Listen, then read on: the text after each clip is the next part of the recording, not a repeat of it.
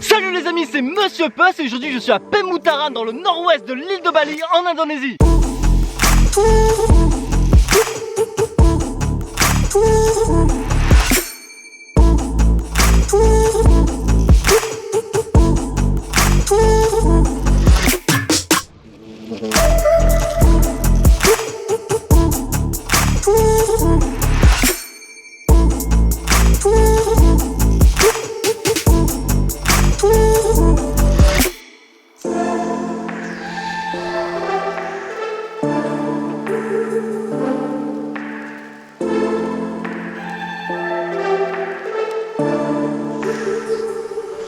Et les amis, on commence directement à la plage de Pemutaran, mais pas pour faire bronzette. Comme vous voyez, j'ai le masque, je trace à la flotte pour observer le biorock. Mais le biorock, qu'est-ce que c'est? Vous voyez ces câbles électriques, ils fournissent de l'électricité en faible voltage à des structures métalliques sur lesquelles on met des petits morceaux de coraux afin de reconstruire un récif qui a été défoncé par les pêcheurs. Par contre, je suis désolé, je peux pas vous montrer plus que ces affiches car dans l'eau, je voyais strictement rien.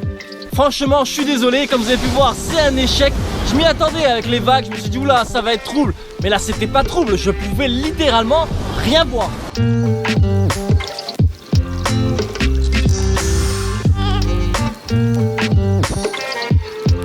Après la petite baignade, je vais me faire la tournée des temples. Et là, je suis au Pura Pulaki et on m'a donné pour entrer à l'intérieur un sarong.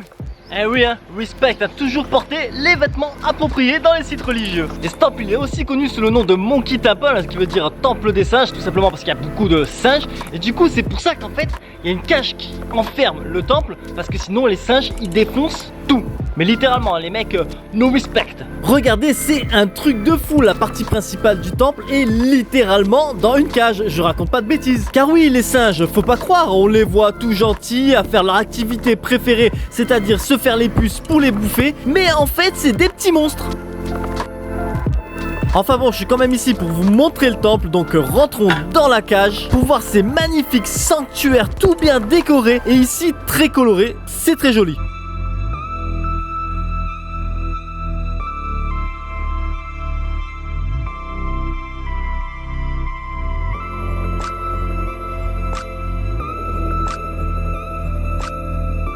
Allez, deuxième arrêt, je sais pas si je vais bien le prononcer, je suis à Pura Pabin.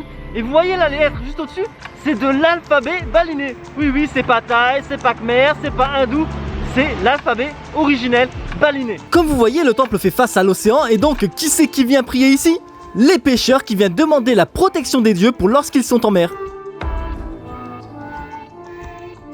Enfin, rentrons à l'intérieur et moi je vous montre direct ce que j'adore, c'est la vue depuis le temple. Ici aussi c'est un temple avec pas mal de couleurs, ce qui est une particularité du coin, notamment un que je vous montre juste après.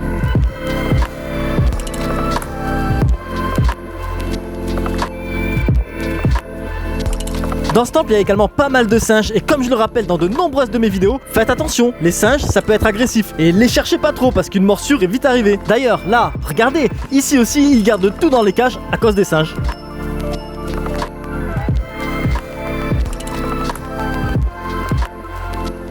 Jamais 203, un temple recommandé par le mec de la réception de l'hôtel, Pura Melangting.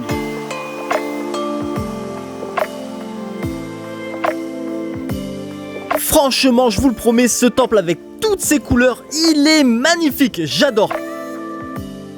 Maintenant, pourquoi les balinais viennent prier ici, je vous l'explique rapidement. À chaque fois qu'un habitant ou une habitante de l'île ouvre un business de n'importe quel genre, ils viennent demander la bénédiction pour ce dernier afin d'avoir les affaires qui marchent.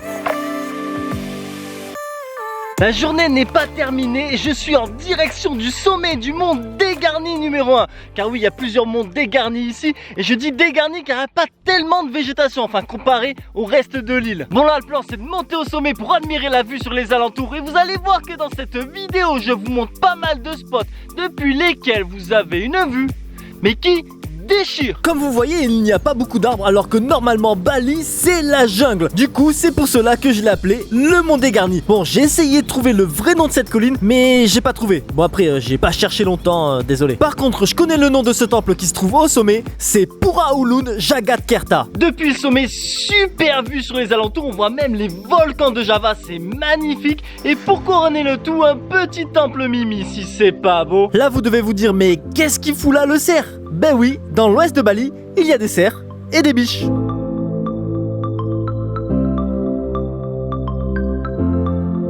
Et maintenant, on en parle ou pas du point de vue depuis le temple au sommet du Mont des Garnis?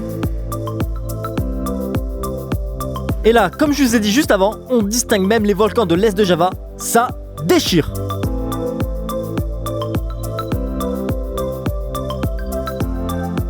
Pour le coucher de soleil, je suis venu ici au Senja Restaurant, mais à cause du coronavirus, eh ben il est fermé. Cependant, ils m'ont laissé rentrer pour que je vous montre le potentiel du lieu avec une vue sur Java, le coucher de soleil derrière les volcans. Pépite. Je vous mets vite fait dans le contexte, il y a le resto en lui-même avec une immense baie vitrée pour profiter de la vue, ou deuxième option, manger aux tables en extérieur sur la pelouse, bien évidemment toujours avec une vue de dingue. Et alors, là aussi, on en parle ou pas du soleil qui se couche derrière les volcans de Java? C'est ouf, c'est trop beau, j'étais en surkiff.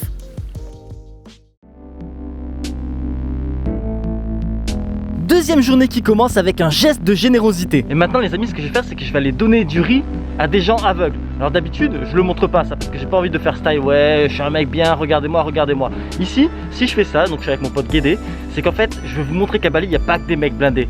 Faut perdre, en fait, je veux pas que les gens aient cette image de dire ah ben c'est Bali, il y a beaucoup de touristes, les mecs sont blindés, il n'y a pas des gens en difficulté. Il y a beaucoup de gens qui sont en difficulté et je vais vous montrer que avec 5 euros, faut déjà aider les gens. Ce pauvre homme a perdu la vue, ce couple a un enfant et la vie est clairement pas facile pour eux. Regardez, ils vivent entre 4 murs dans des conditions plus que déplorables. Et donc, si je vous montre tout cela, c'est que certes, on peut pas aider tout le monde, mais si chacun en fait un petit geste, alors ensemble, cela correspondra à un pas de géant. Je suis content, j'ai fait ma bonne action du jour et j'espère que ça va vous inspirer à faire de même quand vous voyagez. Vous avez vu, 5 balles, 5 kilos de riz, ça casse pas des briques, mais ça aide. Dans tous les cas, l'aventure à Pumetaran ou Pemutaran continue et welcome to Bukit Kursi. Bon, je vous le dis direct, hein, là je sais pas du tout où je vais, je vois que ça monte, je me dis il doit avoir un point de vue pépite.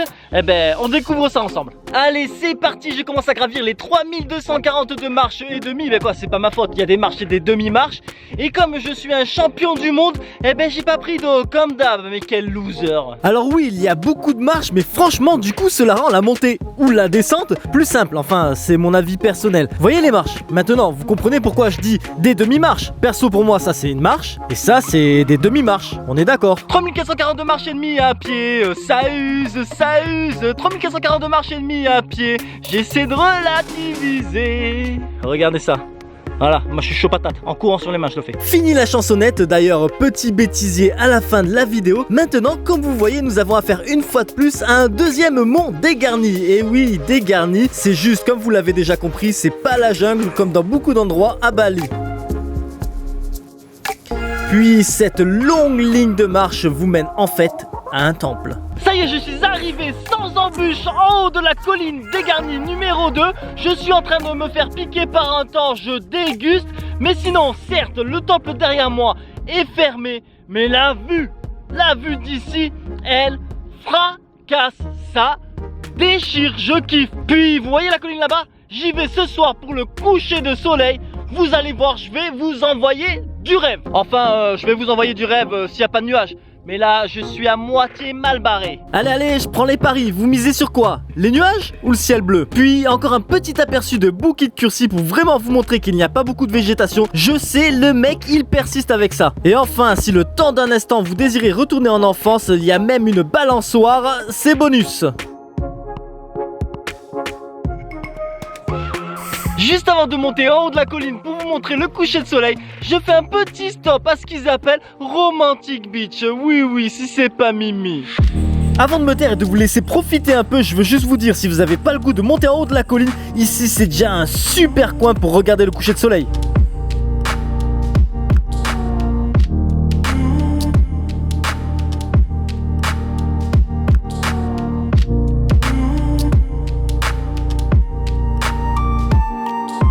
Romantic Beach, moi je commence à me sentir pousser des ailes, hein. Je sors mon téléphone, je texte ma meuf, ouais je t'aime et tout. Et là, je tourne la tête, partout à 10. Le soleil est en train de se coucher, mais je suis en bas de la montagne. Oh, et là je sue comme un chien. Ça y est, je suis arrivé en haut. C'est trop beau, Monsieur Drone vous montre tout ça. Alors Monsieur Drone vous montre à quel point c'est magnifique le point de vue depuis Gunung Beratan. Mais dans 3, 2, 1... Oui, j'ai failli me prendre le câble électrique. Monsieur Puss, pilote de drone confirmé, en carton. Les amis, pour finir la journée, je me suis arrêté d'un petit bubu. À Bali, on appelle ça un warung. Et je vais me manger un gado-gado. Je vais m'ouvrir en deux. Voici la base même du gado-gado, la sauce aux cacahuètes. J'adore, mais vraiment, je suis proche de l'addiction. Maintenant, ne vous fiez pas aux apparences. Certes, sa cuisine ne paye pas de mine, mais qu'est-ce que c'est bon. D'ailleurs, voici le plat fini et déjà tout mélangé. Ah, un régal. Après manger, le patron de l'hôtel m'invite à aller à une cérémonie traditionnelle balinaise. J'ai déjà eu de la chance de voir pas mal de cérémonies à Bali, mais là, alors oui, c'était le même genre de musique, mais leur danse et leur manière de rentrer dans un état de transe, j'avais jamais vu ça de ma vie.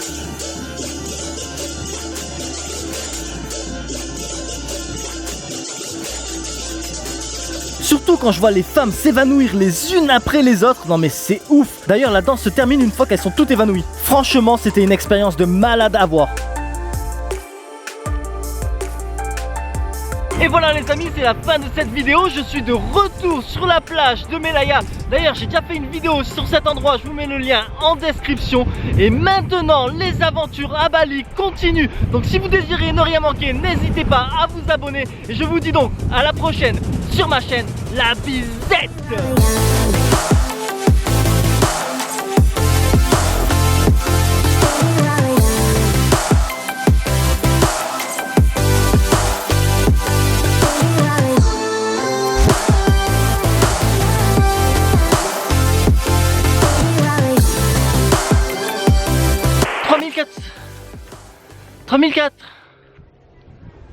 J'ai du mal, je sais plus combien j'ai dit de marche quoi. 3000 mètres. Putain, je me rappelle plus. 300, 2003, 3400, 3000. Non, je me rappelle plus combien de marche j'ai dit. 3442 et demi. 3400 et demi à pied. Ça use les clacous, petit clacous forever. 3442 marches et demi à pied. J'essaie de relativiser. Je vais mettre la chanson, c'est sûr. C'est sûr.